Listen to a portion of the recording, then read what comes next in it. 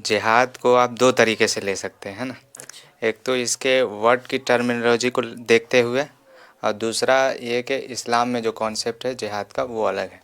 अच्छा। तो अब अगर हम वर्ड के टर्मिनोलॉजी से देखें तो जिहाद का मतलब है तो कोशिश करना। हम्म। अब ये कोशिश किसी भी चीज़ में हो सकती है, हम्म। दुनियावी मामले में भी, अच्छा। और इसके अलावा जो बाकी मामलात होते हैं मजहबी मामले में भी, जी। किसी मामले में भी कोशिश हो सकती है। अच्छा। तो जिस तरह अगर कोई शख्स एग्ज़ाम की प्रिपरेशन कर रहा है, जी। अगर किसी एग्ज़ाम की प्रिपरेशन कर रहा है तो गोया के वो अपने मकसद में कामयाब होने के लिए कोशिश कर रहा है। अच्छा। तो ये भी वर्ड की टर्मिनोलॉजी से एक तरह का जिहाद है। अच्छा। जी।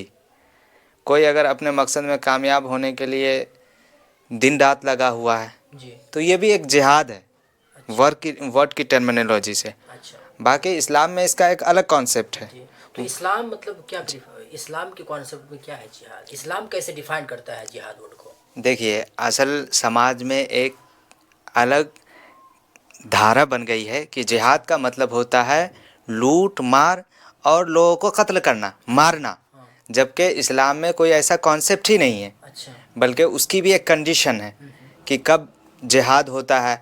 अब बताइए कि अल्लामा फजल खैराबादी ने अच्छा। जब हिंदुस्तान अंग्रेज़ों का ग़ुलाम था और हिंदुस्तानियों पर जुल्म सितम का किया जा रहा था, जी। तो वहाँ अल्लामा फजल खैराबादी ने जिहाद का फतवा दिया था। अच्छा। तो इसकी एक कंडीशन होती है। हम्म। अब ऐसा नहीं है कि अगर कोई ये काम कर रहा है तो वो गोया के इस्लामी नुक्ते नुक्ते के मुताबिक, इस्लामी नज़रिए के मुताबिक वो जिहाद कर रहा है, अच्छा। ऐसा नहीं है ना। बल्कि जिहाद का कॉन्सेप्ट अलग है। समाज में एक धारा फैली हुई है कि वो कॉन्सेप्ट को उधर से उठाकर इधर बैठा देते हैं, अच्छा। तो एक गलत विचारधारा बन जाती है।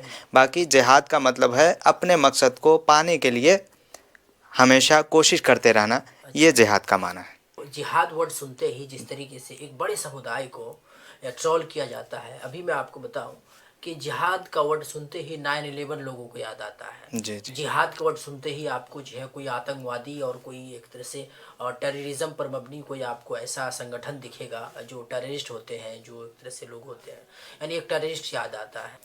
नहीं, असल इस ये मिसकंसेप्शन इसलिए बना है कि जो हमारे जो इस्लाम के नाम पे तशद्दुद पसंद अनासिर अच्छा। है ना, वो दाढ़ी रखते हैं, इस्लामी लिबास पहनते हैं जी। जी। और उसको जिहाद का नाम देते हैं। जी। तो लोगों में एक कंसेप्शन बन गया है कि जिहाद का मतलब होता है बम फोड़ना, हाँ हाँ। लोगों को कत्ल करना, हाँ हाँ। जबकि इस्लाम में ऐसा कोई कॉन्सेप्ट नहीं है। हम्म।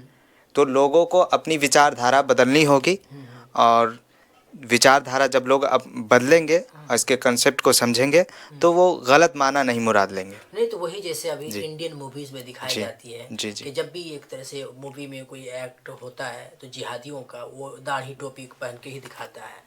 तो ऐसे में आपको लगता है कि कहीं ना कहीं बॉलीवुड द्वारा जो होता है जिस तरीके से एक तरह से जिहादी को पेश किया जाता है इस्लाम के एक तरह से लिबास पहना कर, तो ये कोई गलत है और जो है इस पर बैन जी जी लगनी जी चाहिए? हाँ हाँ, ये तो बात है कि मूवियों में, फिल्मों में, जी। ये जब भी मुस्लिम शख्स को दिखाया गया है तो जिहादी को। इसको एक जहादी रूप में दिखाया गया है। अच्छा। उसको मतलब ऐसे रूप में दिखाया गया है जो मतलब हर जगह बम फोड़ता है, जी। दूसरे लोगों को कत्ल करता है, दूसरे लोगों को मार देता है। जी। जी। इस रूप में नहीं दिखाया गया है जी। कि वो किसी के भलाई में काम आता है, अच्छा। बल्कि उस गलत नज़रिए से दिखाया गया है। तो इसके लिए जो बॉलीवुड की जो इंडस्ट्री है उसको भी सोचना चाहिए कि मतलब इसको टारगेट ना करें। खास समुदाय को हाँ, टारगेट और बनाना दूसरी चाहिए। वजह यह है कि मुसलमान जो तबका है जी। वो तालीम के मैदान में पिछड़ा हुआ है। अच्छा। हाँ।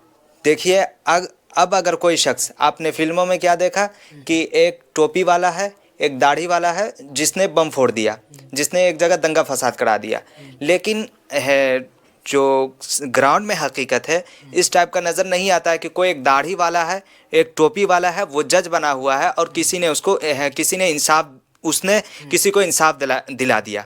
तो इस तरह का कब होगा? जब मुसलमान ये शिक्षा के मैदान में आएंगे, जी। तालीम के मैदान में आएंगे जी। और टोपी पहने हुए जी। और दाढ़ी रखे हुए ऐसा फैसला देंगे जो देश के लिए मिसाल साबित होगा। तो ये जो अलग विचारधारा बनी हुई है ये बदलेगी लोगों में।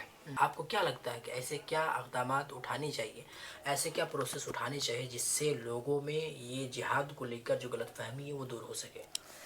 तो इसके लिए जो सबसे मौसर तरीक़ा मैं मानता जी, हूँ जी। कि मुसलमान को ज़्यादा से ज़्यादा जी। जो आला ओहदे के जो पोस्ट होते हैं उस जी, पे आना चाहिए, जी। और उसके बाद जहाँ तक हो सके, जी। है ना, लोगों को खुद से मुतासिर करना चाहिए अच्छा। कि जो दाढ़ी रखते हैं या जो टोपी पहनते हैं उनका काम सिर्फ दंगा फसाद करना नहीं होता है, बल्कि वो समाज के एक ऐसे शख्स होते हैं जो जी। किसी को अच्छे तरीके से इंसाफ दिला सकते हैं। जी, जी।